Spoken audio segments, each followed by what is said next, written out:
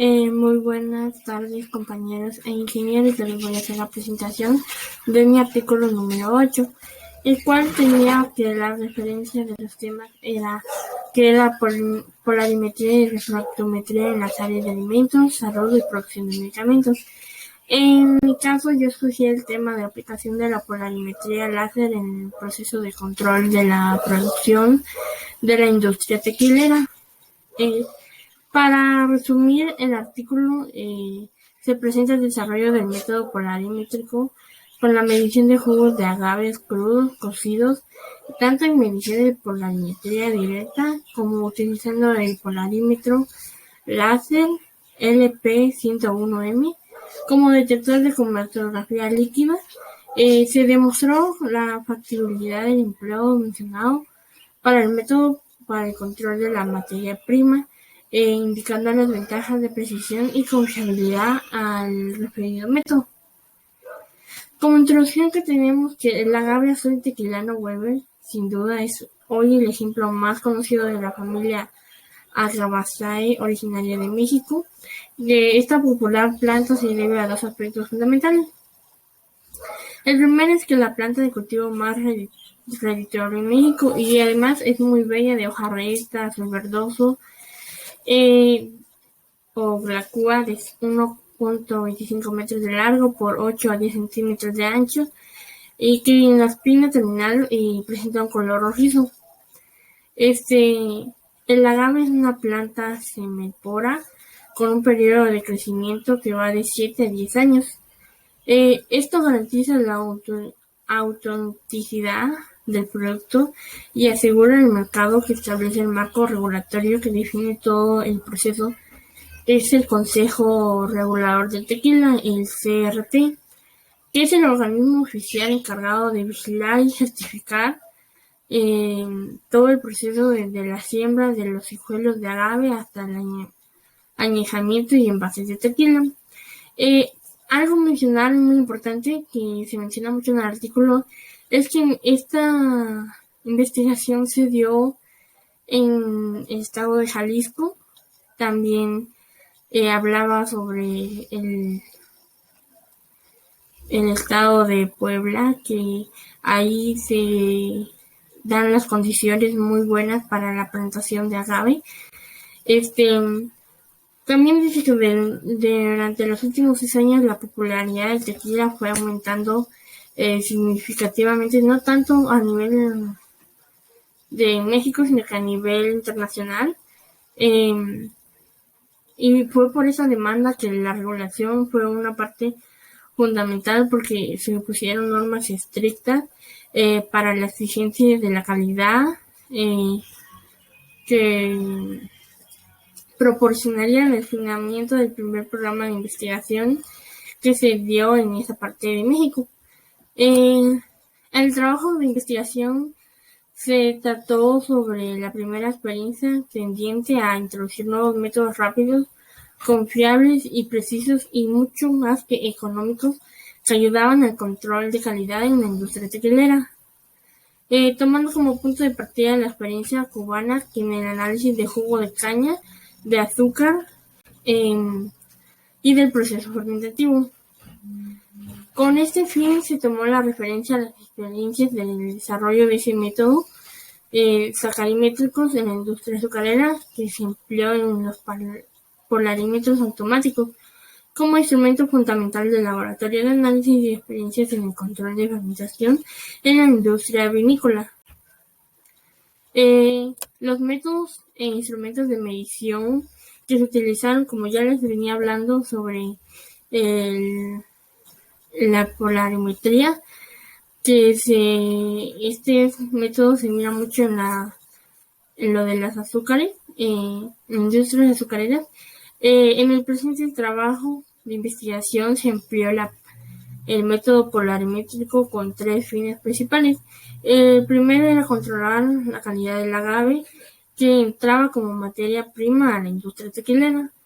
La determinación del contenido de azúcares del jugo del agave horneado previo a la fermentación y el control de procesos de fermentación del jugo de agave y por tanto el control de la producción en la mencionada industria.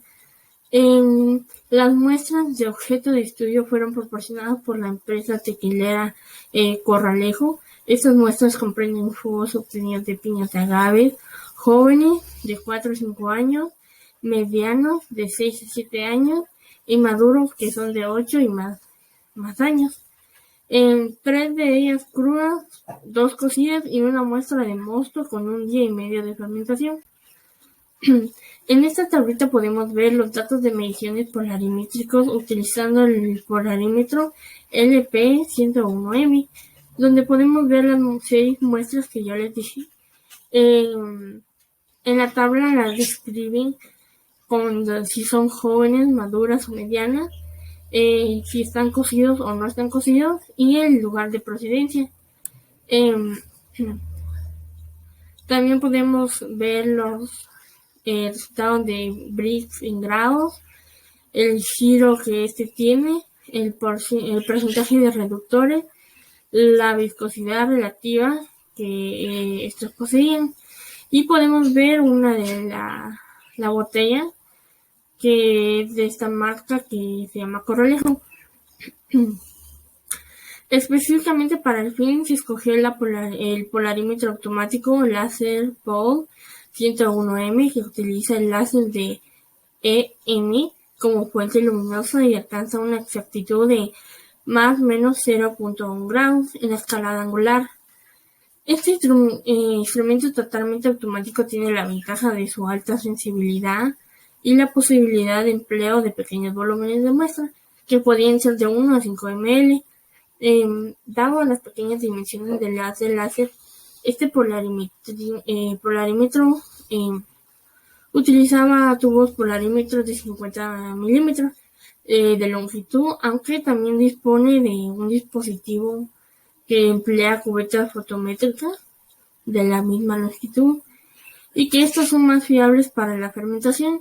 En la imagen de aquí les puse una muestra de cómo es la fermentación alcohólica, que de la glucólisis pasa a piruvato, de piruvato pasa a acetaldehído y de acetaldehído pasa por etanol, no olvidando la reacción que 2-NADH más 2-NADH más 2 hidrógenos ayudaban en el proceso de la fermentación alcohólica. También en estas imágenes pueden ver diferentes tequilas y un polarímetro mayormente conocido que es el de AVE. También como métodos adicionales para caracterizar el jugo se utilizó la medición refractométrica empleando un refractómetro de AVE, como les mencionaba en la imagen que está aquí en esta diapositiva, de la firma Carl Zeiss con una exactitud de más o menos de 0.0 grados Brix. La determinación de los reductores se realizó por el método volumétrico de Enio-Line. Las muestras objetos de estudio fueron 6, obtenidas de la empresa Tequila Corralejo, como les había mencionado. Estas muestras comprenden jugos jóvenes, medianos y maduros, obtenidos crudos y cocidos. Para la lectura directa de polarimétrica se diluyó el jugo con agua y se añadió subacetato de PB en polvo para lograr la clarificación. Las muestras de jugo para fines cromatográficos fueron adicionadas con carbonato de amonio concentrado hasta un pH 8 y centrifugadas a 20 miligramos durante 20 minutos. Introducidas en la columna cromatográfica y velocidad de flujo de 4 milímetros por minuto. El fraccionamiento se realizó a 2 ml y las fracciones se leyeron en el polarímetro LP101M. El diámetro del haz luminoso del láser permite la medición de muestras del pequeño volumen. Se realizaron mediciones de absorción en el intervalo espectral entre 300 y 1100 nanómetros con un espectrómetro de Unicam. 5675 de una resolución de 1 nanómetro para jugos crudos de agave jóvenes y maduros, y se compararon con el espectro obtenido de jugos de caña cubanos. Los resultados se muestran que en la figura 2 los resultados fueron normalizados a 633 nanómetros para observar claramente la coincidencia entre la observancia de los jugos por encima de la longitud de onda y evidenciar las diferencias que se presentaron para las longitudes menores de la referencia. En la figura 1 encontramos la comparación de la actividad óptica de los distintos tipos de jugos de agave que hacían mencionados diapositivas atrás. Pero de igual forma está un cuadrito con colores que identifican las barras sobre la figura y cuál era un agave joven, si estaba cocido, si venía o no, y la procedencia de este. Como les mostraba, le había dicho en la figura 2, se ve la comparación de los espectros de observación de los jugos de caña de azúcar y de agave. Esta comparación se hizo con las investigaciones de caña de azúcar de la investigación cubana que al principio les mencionaba.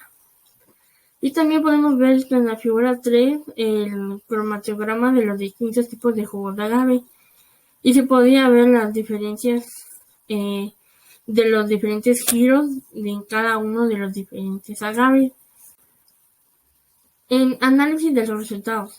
En la tabla 1 observamos, como les había dicho, que todos los indicadores analizados, el mejor que permite una comparación entre muestras es la medición polarimétrica. El porcentaje de reductores que nos indica el contenido de sustancias reductoras crece de los jugos sin conocer los jugos cocidos. Marca diferencia entre jugo joven, maduro y entre jugo cocido y fermentado. Los grados Brix no expresan la acumulación de carbohidratos susceptibles a ser una transformada en alcoholes. No marca la diferencia entre jugos sin cocer y cocidos, ni detecta como la polarimetría la cantidad de carbohidratos transformados en alcohol. La viscosidad relativa no guarda relación entre jugos sin cocer y cocidos. Esta establece diferencias entre estos que no se corresponden con el contenido de carbohidratos y no puede discriminar entre jugos cocidos y fermentados. Las determinaciones polarimétricas se establecen claras y diferencias entre jugos jóvenes y maduros sin cocer y muy marcadas diferencias entre jugos sin cocer y cocidos, así como en la transformación de carbohidratos cuando comparamos jugos cocidos y el jugo fermentado. También en la figura 2 se mostraba la gran similitud entre los espectros de observancia de los jugos crudos de agave y de caña a partir de los 500 nanómetros. En la figura 3 se mostraba los cromatogramos correspondientes a jugos jóvenes sin cocer, maduro sin cocer, maduro cocido y un día y medio de fermentación en todos los procedentes de Jalisco. El cromatograma del agave joven sin cocer define dos picos de sustancias excluidas de G10. La primera fue correspondiente por su volumen de ebullición a sustancias coloidales y la segunda fueron de sustancias medianas de masa molecular, y esta definía dos picos de un hombre en la zona de elusión de la sustancia de baja masa molecular. Todos estos caracterizados por un comportamiento resultante levógiro.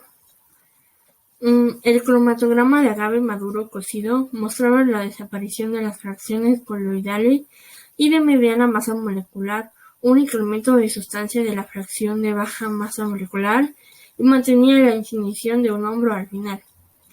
El jugo de un día y medio de fermentación muestra la desaparición de las sustancias de baja masa molecular y los residuos de sustancias coloidales y de mediana masa molecular. El cromatograma de agave maduro cocido mostraba la desaparición de las fracciones coloidales y medianas de masa molecular, un incremento sustancial de la fracción de baja masa molecular y mantenía la insinuación de un nombre al final. El jugo de un día y medio de fermentación mostró la desaparición de las sustancias de baja masa molecular y los residuos de sustancias coloidales y de mediana masa molecular. En fin, esos cromatogramas demostraron la acumulación de sustancias ópticamente activas que fueron fundamentalmente carbohidratos que tenían una fuerte componente levógiro cuando la planta pasa de joven a madura. Una posible transformación por cuestión de la fracción coloidal y de mediana molecular de agave maduró en compuestos de baja masa molecular. Y finalmente la reducción prácticamente total de los carbohidratos de baja masa molecular que pasan a ser alcohol o a fermentar.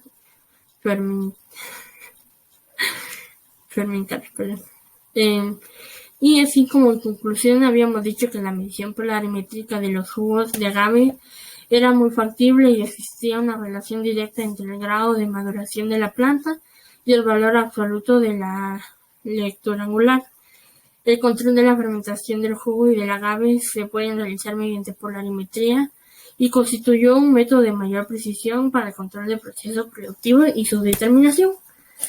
Y por último, que la cromatografía empleada permite separar las componentes de carbohidratos presentes y demostrar el proceso de acumulación de carbohidratos hacia la maduración, que la transformación de carbohidratos de alta y mediana masa molecular en carbohidratos de baja masa molecular, y esto van a hacer la conversión de los últimos en alcohol.